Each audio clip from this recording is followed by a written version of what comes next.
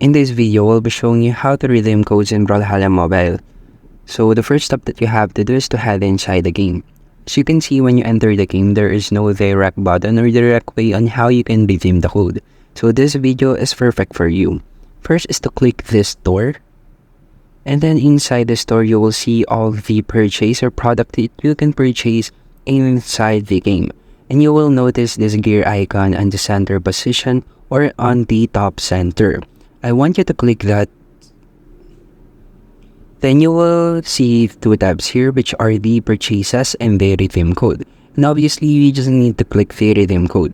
So just simply tap on this and then enter the code that is valid in order for you to receive the rewards that you are expecting in Brawlhalla Mobile. Basically, that's it. That's how you can redeem codes in Brawlhalla Mobile, and thank you for listening.